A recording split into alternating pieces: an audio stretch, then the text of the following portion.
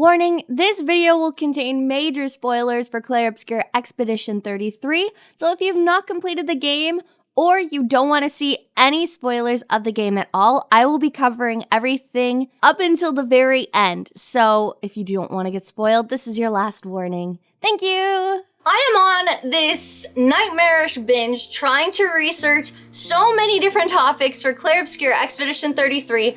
I'm looking at the historiography, I'm looking at who the heck Clea could be, what her purpose is, why she's involved. I'm looking deep dives into characters. I'm doing a whole bunch of stuff right now and analyzing so many different lyrics. And in my process, I happened to stumble upon this article. It's called Plot Holes and Inconsistencies in Clair Obscur Expedition 33 from The Gamer. So we're gonna talk about that today. My issues with it, talking about when it was published, the inconsistencies and the responsibility of people in journalism, gaming journalism, entertainment, that kind of thing, how they do have a sway on public perception, how that can be difficult, and also ways that we can combat that and also find ways to discuss it in the future. So let's get started. If you're new here, this is my new channel. My name is Kylie. I go by Kyle's McGiles online. I'm a voice actor. I used to be a VTuber. I work on cosplays, but I'm trying out this reading analysis channel because I am a high school teacher by trade. But there are not a lot of jobs at the moment. So to keep my sanity and to keep me creating and thinking of different forms of literacy and how to use literacy in new ways, I'm exploring my favorite things, and right now my favorite thing is Clair Obscur Expedition 33. So if you're interested in that and any other analysis from any of the books on my shelf, I will be posting somewhere all the books that I will be reading over the next few years probably, and you can come along my journey. Make sure you subscribe, smash the like icon, smash the bell if you want to be notified, and all my links to all my other projects that I work on are down below. With that done and over and blah, blah, blah, let's get started, yay. I'm so tired. Disclaimer, I don't want anybody to be talking any kind of smack towards this journalist. They, more than likely, based on when they posted this and when Clair Obscur came out, they crushed this game in 48 hours or got whatever information they could have got in 48 hours and wrote it into a piece to probably hit their quota for the week and stay on top of trends.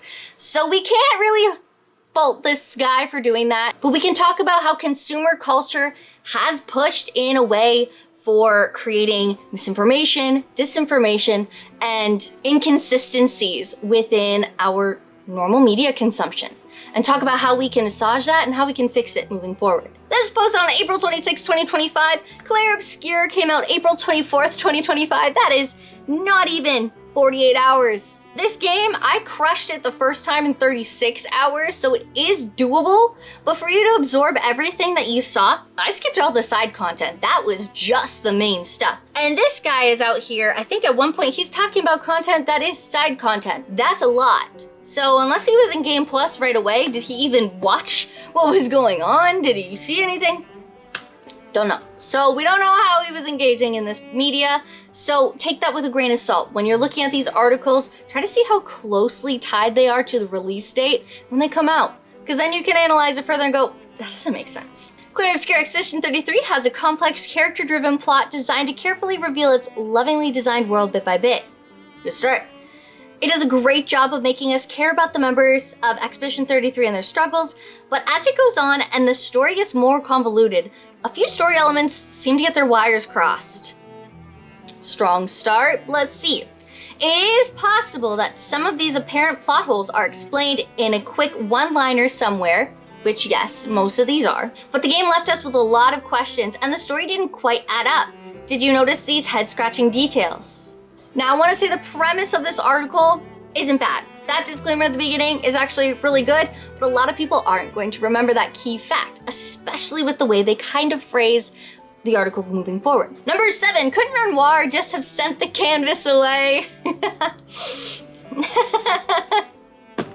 No. Renoir's goal in entering the canvas and staying for as long as he did was to get Eileen to leave so that the prolonged exposure in the canvas wouldn't ultimately kill her. At first he sees his only resource as destroying the canvas bit by bit over a century via the gamage. But when Expedition 33 expels Eileen by defeating the Paintress, his power becomes unchecked. Already a discrepancy there, it hasn't been a century, it's been under a century, but to reveal, minor detail, so ignore that, sorry.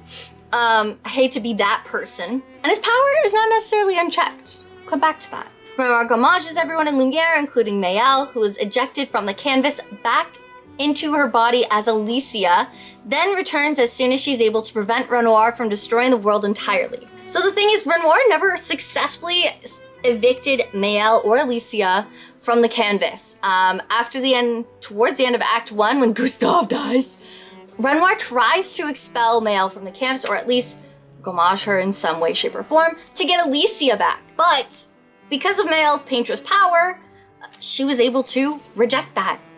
Again, Renoir tries to push Alicia out of the canvas after we return to her consciousness in Act 3. But again, she pushes back on Renoir and doesn't allow him to take her out or Verso out, and she runs away with Esquie while grabbing the souls of Lune and Sciel. If I didn't already have a spoiler warning, spoilers ahead. So Renoir never successfully gets Maelle on the canvas. Now, considering how quickly that person played, chances are he got confused with the prologue that comes right before Act 3, where we are Alicia and Alicia's body as she's entering the canvas. But that actually takes place earlier on. We don't know the time frame of what goes on outside the canvas and what's in the canvas. That could have been a week to maybe a month or two in our world, or our assumed shared world's time, but it was 16 years within the canvas. Maelle was born into a family and raised in Lumiere, eventually adopted by Gustave and Emma, and lived as a person of Lumiere for 16 years. So where we see Alicia in the world outside the canvas, that's not Renoir evicting Alicia out of the canvas. That is just what happened before and how we got to where we are now.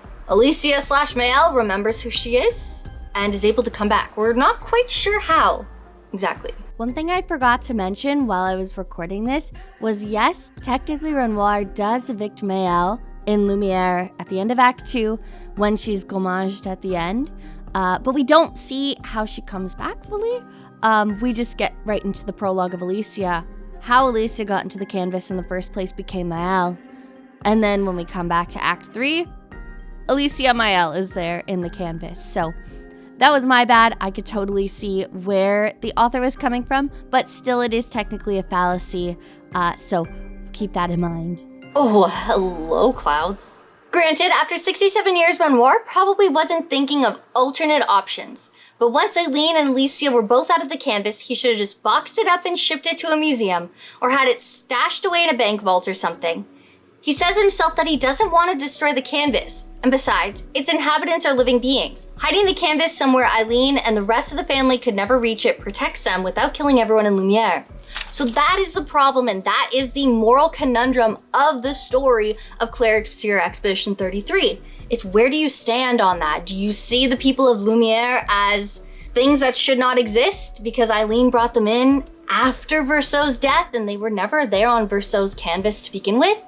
Or do you see the people of Lumiere as people, as human beings? It's a very complex thing. It's very gray. Clair Obscur, if you will. Oh, I hate myself. I'm sorry. I was teaching today. The cringe is real. The reason Alicia stays and doesn't leave is to protect the canvas. She knows the second she steps out of that canvas, Renoir will destroy it, if not Clea. So he has no desire to keep that canvas alive, let alone put it somewhere else. Alicia is the one who puts it somewhere else, and Clea congratulates her on finding a great spot. However, they know their mother will go find it eventually, so Alicia being in the canvas as Maelle is what protects the canvas. The real Renoir, the second Alicia is out, is destroying that canvas. Maybe he's hiding it.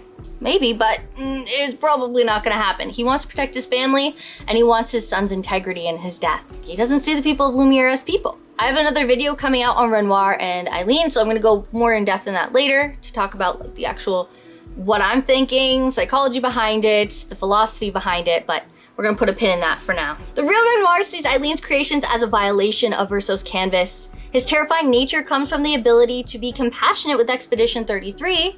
We see that when he talks to Sciel saying she mourns for two, and she responds with, I mourn for everyone. He can see that she has the capability to mourn, therefore is she not a living being? It's important to note. And yet he's still willing to kill off the people of Lumiere. That's where the big conundrum of the game, and that's where no answers are given to us. That's the wonderful storytelling of this story. Wonderful storytelling doesn't answer the question, it leaves you with more. And that's why everyone's loving it.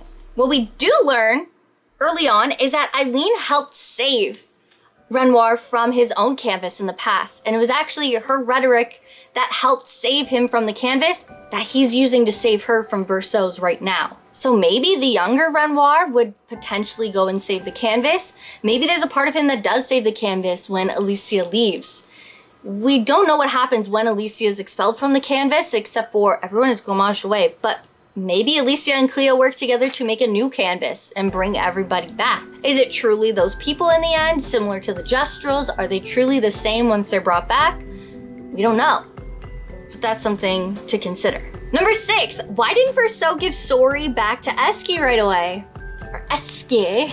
Esquie? During the battle with the Paintress, Verso reveals that he has Esquie's pet rock, Soarrie, which allows him to fly with the party on his back. He found it in Old Lumiere, which means he's been keeping it through both Axon battles and the ascent of the monolith. Verso makes the excuse that he didn't want to risk the expeditioners flying back to Lumiere, but it's pretty clearly just that, an excuse. Lune, Sciel, and Maelle are committed to defeating the Paintress, a goal which Verso shares, and he knows it. Lame excuses aside, how long was he planning to hang on to the rock? Which Esquie was distressed at having lost if the situation had gotten so dire.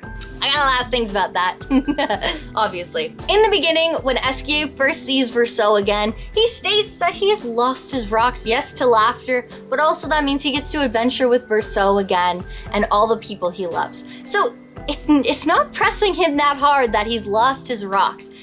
I think he's okay that he's lost Soarrie, and it just means there's more time to go find rocks together. That reminds me, I have another video I'm doing all on Esquie and talking about how he is just a wonderful creation, so stay tuned for that. Verso founded in Old Lumiere. That's a very good point to talk about. That is when the expedition is split up. So there's 2 instances that Verso could have split off and done that and got Soarrie. My main theory is that the whole reason why Minoko destroyed a building in the first place was probably because Soarrie was hidden in there somewhere. Or he went to the hiding place as he was leaving Maelle behind in Old Lumiere, as he just randomly disappears on his own. So yes, he comes back to the battle, and yes, he uses Maelle to try to get the doors open at the manor, but there could be multiple reasons why. I do think Minoko destroying the building was the biggest reason, but I personally don't believe it was a lame excuse from Verso. I think genuinely he does want to end his suffering in the canvas. Lune also talks about him talking in false dichotomies, and it's really important to know that this Verso and how he was painted Verso, thinks in false dichotomies. We don't know if that comes from Eileen's creation of him, or if that comes from Clea's memories thrown onto him, or if that comes from the painted Verso himself. Maybe that was the real Verso, but we don't know for sure, and that's a really cool complex thing about Verso. But even though he is the man behind the masks, even though he hides everything in shrouds of deception, we don't fully know, and we can't fully discredit that he is not a compassionate person. He loves Esquie, he loves Minoko, and he does come to care for Expedition 33. And there's certain actions and things that Verso does throughout the story that it doesn't seem like that's not true. Definitely a half-baked truth. He probably didn't want them to run off to Lumiere right away. Maybe he wanted to enjoy a last expedition with his friends. Maybe he truly just didn't want to have to go explore certain parts of his life. There's a lot of things going on around the canvas. Maybe there's things Verso was worried about seeing. Verso's just a little more complex than that, okay? Holy sun. Number 5, why is painted Alicia burned? It was said in the main storyline too. If Eileen is trying to escape the tragic aftermath that the fire had on her family, why would she paint a version of Alicia that's badly burned and unable to speak?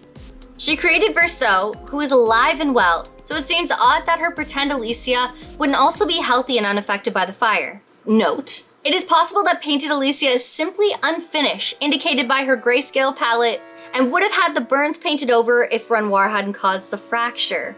Another possible theory arises when you find painted Clea in the optional post-game dungeon, the Flying Manor. Maelle mentions that Clea Prime is the only paintress who has the skill necessary to change someone else's creation. Maybe that Clea repainted Alicia with the real version's burns and scars as part of her attempt to get her parents to abandon the canvas. Okay, well, let's break that down. In multiple parts of the story, we hear time and time again. I have to go back and I'm gonna place the right moments on here. I was not as prepared as I thought. It's either stated by Alicia, Maelle, or Verso. I'm gonna have it corrected right in front of me, so you're gonna have exactly who it is. Because I blanked, because I wrote this at 2 a.m. That talk about the fact that Eileen chose to keep Alicia in her burned form in the canvas. She purposely chose that. She drained the color of Alicia to be grayscale because she sees Alicia as the ghost of her daughter. That's not the Alicia she knew. And she also blames Alicia for the fire and the loss of Verso. So though everyone else in the Descendants family had a nicer depiction of themselves from Eileen, she made Verso think that the only person lost to the fire was Alicia, who she colored in grayscale. The Descendants painted family is basically exactly how Eileen sees her children and her husband in her eyes. Renoir paints the axons to be metaphors for his family. So in his way, that's his painted family. We see it with the Holler of Old Lumiere. I actually will be breaking that down in another video, so I don't want to go too much on it. Talking about Clea. The Reacher for Alicia, which is the optional one. Le Visage, which is Verso's canvas, and La Sirène, which is the siren for Eileen. Painted Verso is Eileen's best and most cruel work out of everything she created. We see at the beginning of Act 3 when the real Renoir goes and apologizes on behalf of the Descendants family to Verso for Eileen creating him. And the fact that he feels so awful that happened. So he'll make his end nice and swift. And it seems at that moment, Verso is incredibly conflicted. So I want to talk about that scene in depth later. Put a pin in that. But his expression gives more than just, I have an exit, I'm free. It gave a resounding feeling of almost betrayal and sadness. Almost like he didn't want to go.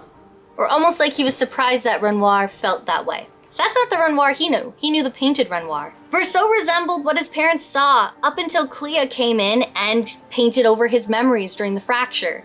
Without Clea, the Verso we know in the game wouldn't exist. The painted Verso originally believed that he was raised in the canvas. He didn't really seem to know a world outside the canvas and thought it was quite normal. They would vacation in Frozen Hearts and go skiing there, prior to the Nevrons being there. Eileen created her painted family and the Lumerians so that they could enjoy their life. When Renoir and Clea entered the canvas, caused the fracture, which broke the continent and sent things flying, that's when Clea fills in Verso.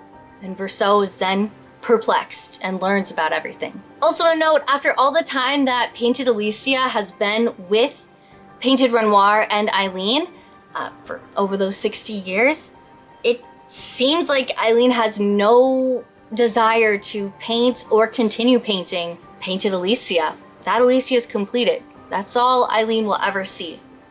So I don't think there's going to be any change, which is the absolute heart-wrenching thing about painted Alicia and why the Reacher is so important when Maelle reaches out literally to Alicia and understands where she's coming from and says, it's not your fault. So, that's the importance of storytelling, people. That's the importance of this nuance. Could Clea potentially tweak things, as we know Clea is the only one with the power to change and paint over one of Eileen's creations? Maybe. But she clearly has no intention on staying on the canvas longer than she has to. She enlists Verso to go get the work done. She has her painted self painted over to create the Nevrons to help tip the scales for Renoir to get all the chroma. Eileen painted the family. Eileen creates life and wonder. Clea paints over it. My battery ran out, so hopefully it's in the same spot. Number 4. Why did Maelle resurrect Gustave alongside Lune and Sciel? After returning to the canvas with the full breadth of her painter's powers, Maelle confronts Renoir before escaping back to the continent with Verso, Esquie, and Monoko.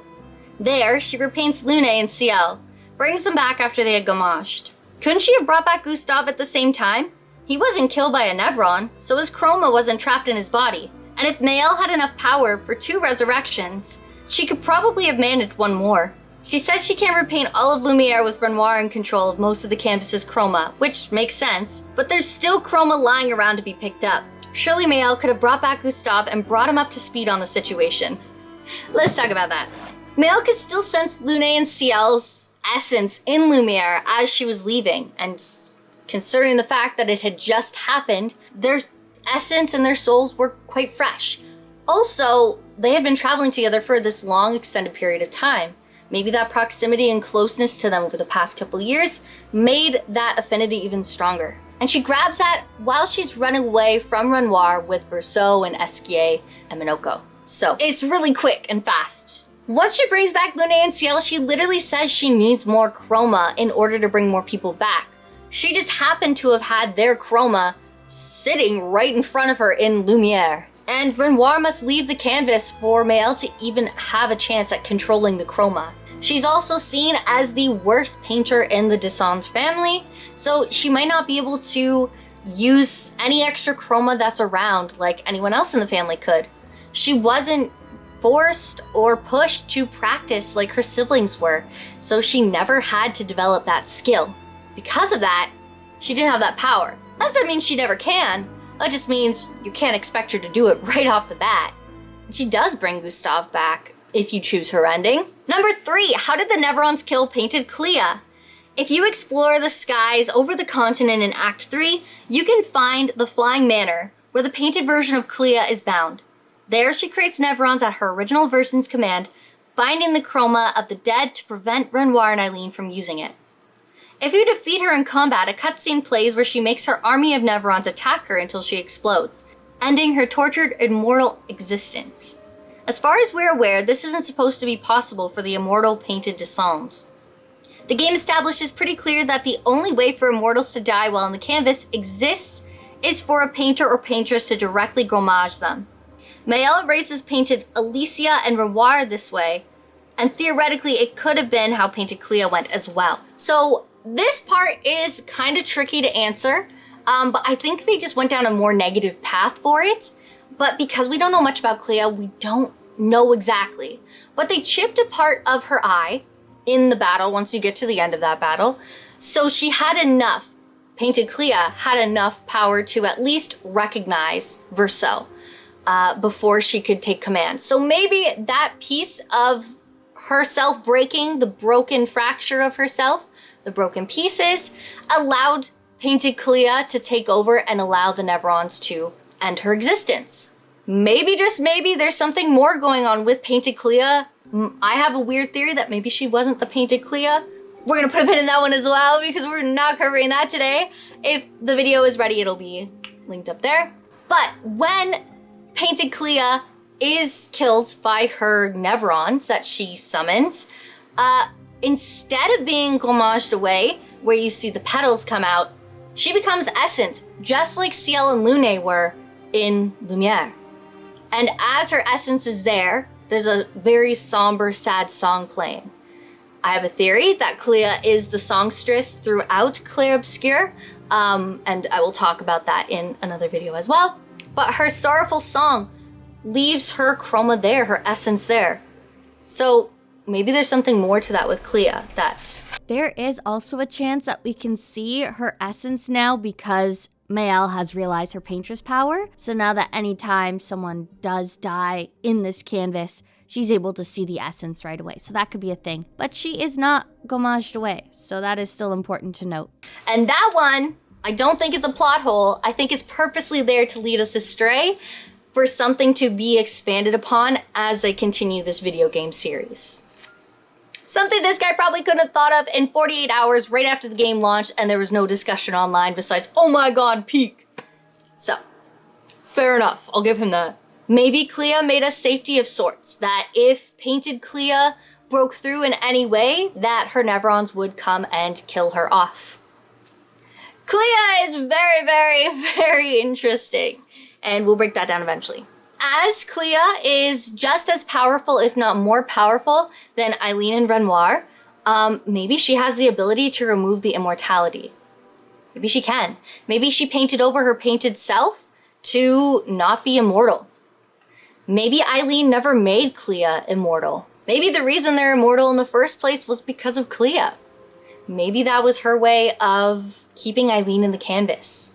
There's lots of theories going around about that.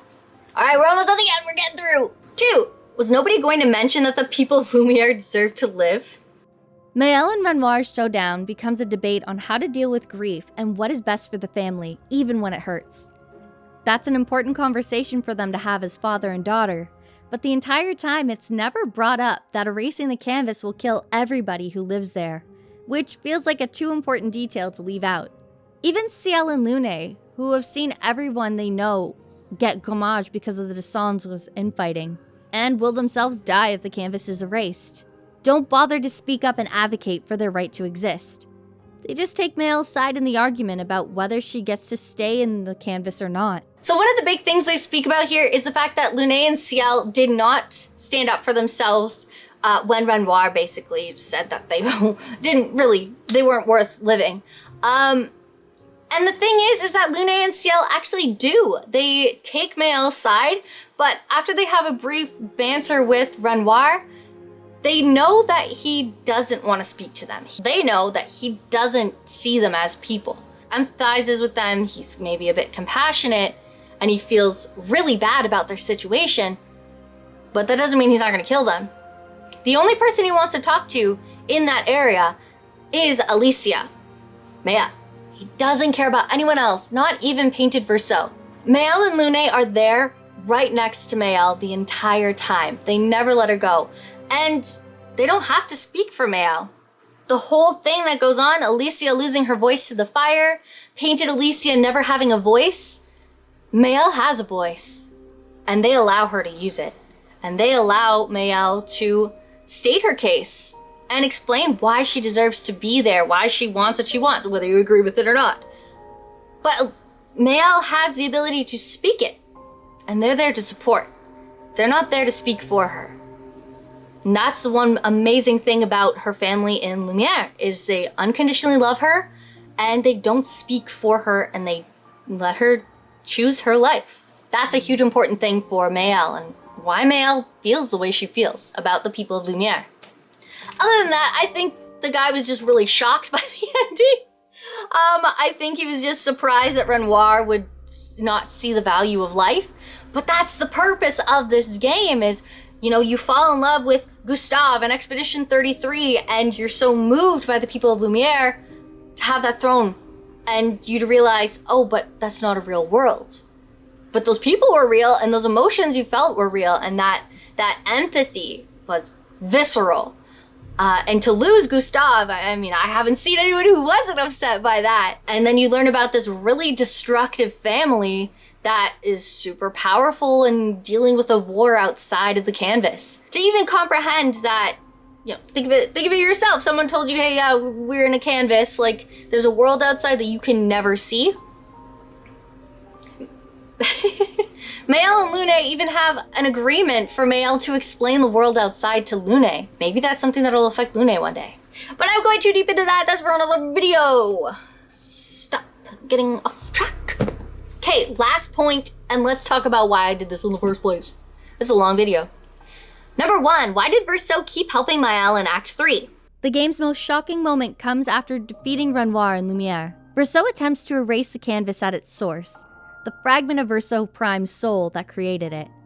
Maelle rushes to stop him, and you have to choose who controls the fate of the painted world. Verso is tired of the immortal life he never asked for, and believes that erasing the canvas and everyone in it is the only way he can finally die and be at peace.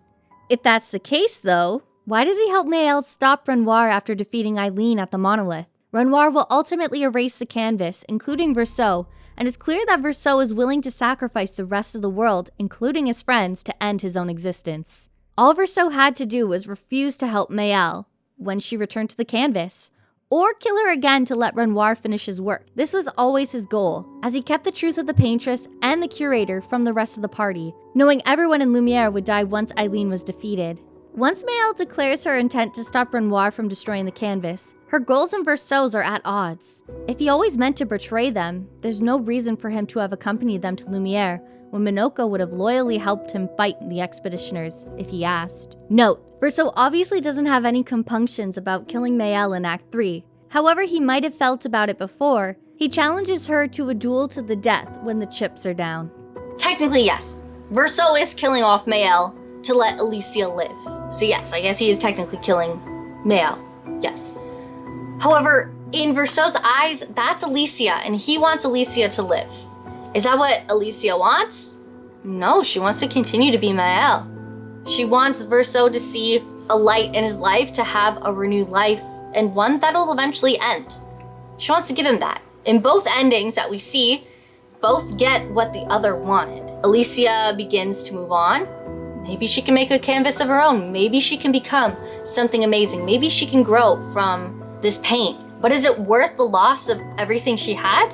That's up to the person to interpret for themselves. Is Maelle staying in the canvas and Alicia rotting way outside the canvas a good thing? Well, the only person we have that tells us that the canvas will destroy you is Renoir, and he does like to control things. Eileen doesn't look as sick as he depicted her initially, and to be honest, we don't know. Maybe he fabricated that image of Eileen to convince Alicia to get out of the canvas. We don't genuinely know the effects of the canvas. Verso is incredibly complicated. He is literally called the man with the masks. Esquie is his childhood toy, and when you visit his room in the manor, his room that he has is scattered with all of his toys. Minoko is his best friend, who he loves dearly. He loves the gestrels, he loves his world, he loves the grandee. He loves everything. He loves his family. He loves his mother so much he wants to get her out of the canvas. He wants her to live her life that she has.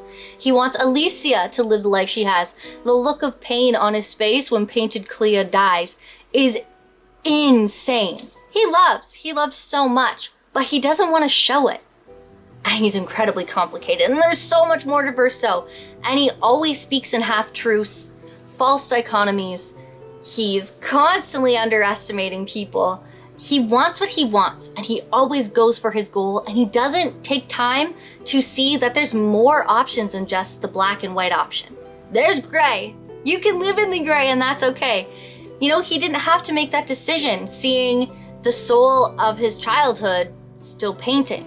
Of course, a part of him is still broken inside that doesn't want to keep painting, doesn't want to do that. But if he took the time, spoke with his friends, spoke with Maelle, maybe they could heal him.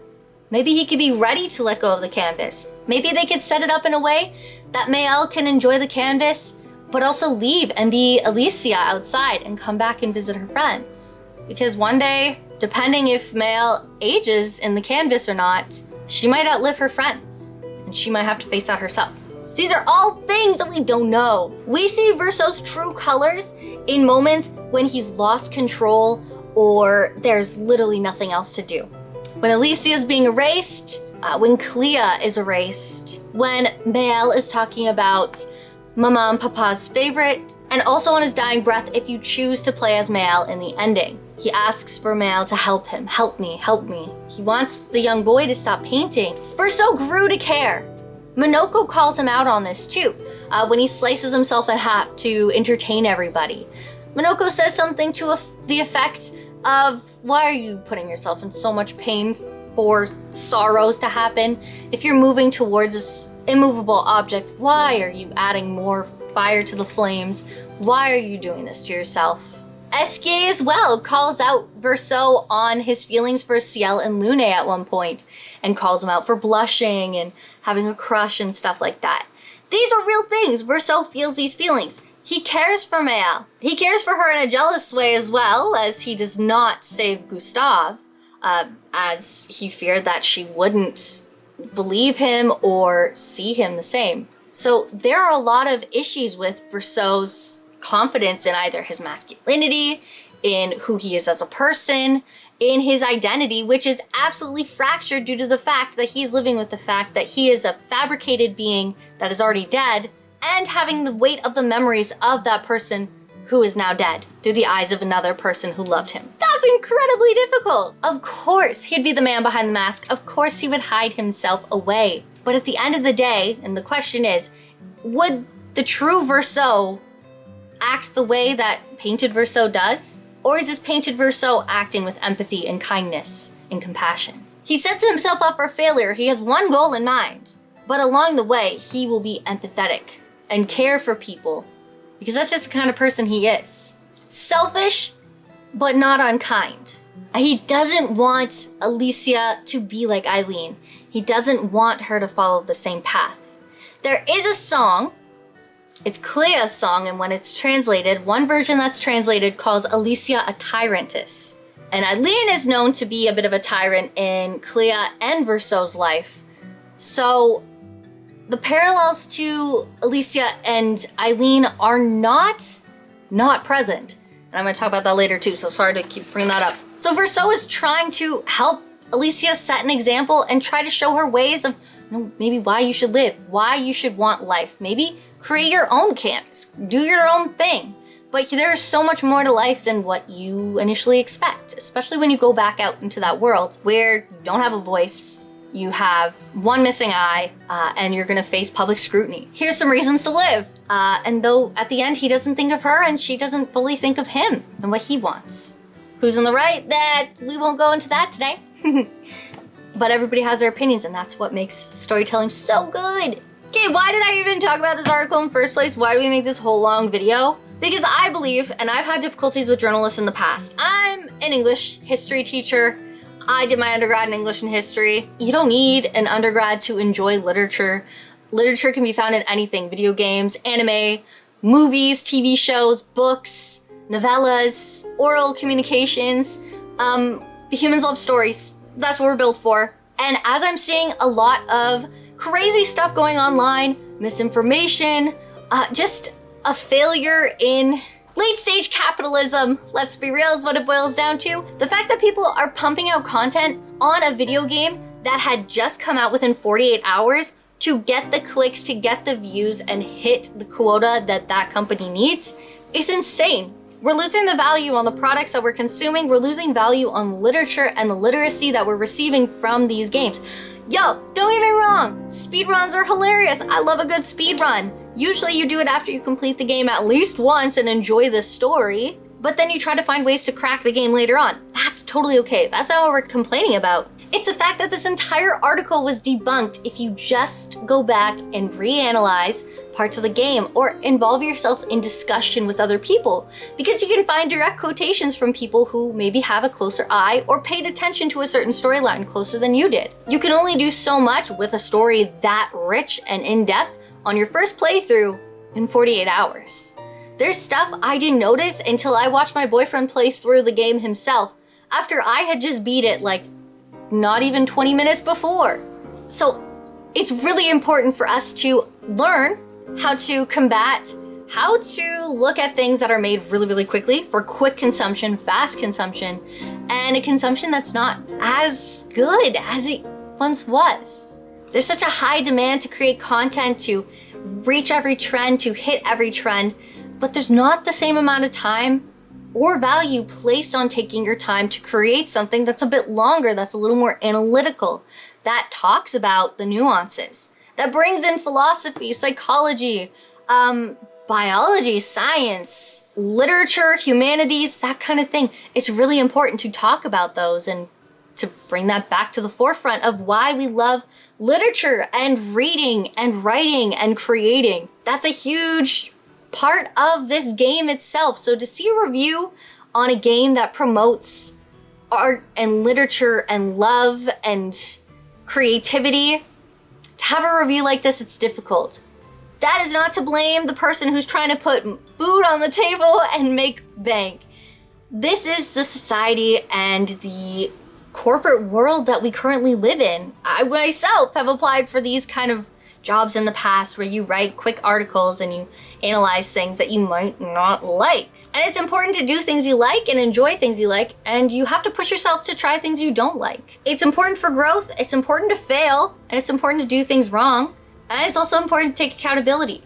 At the end of the day, this is just one article made by one person who was probably just trying to hit a deadline and really doesn't care much about it. I'm sure, and I'll put it on the video, if he cares about his writing and his art, he'll come back and correct it. But if it's just a means to an end for him, this person doesn't need to actually go back and correct anything. That's just a means to an end. It's not an art form for that person, and that's okay as well. Which I think is a very nice symbolic nod to Clair Obscur Expedition 33. I'm gonna wrap it there, or I'm gonna just keep blah blah blahing on for hours.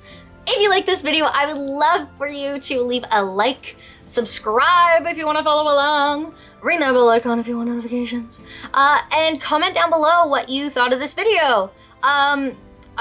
If you have constructive criticism, not "no, you're wrong," please feel free to leave it in the comments below. Let me know if there's anything you'd like to like for me to look at in Clair Obscur Expedition 33. Any theories you have for any of the little things I dropped along the way, or any suggestions on future content, I would love to hear them down below.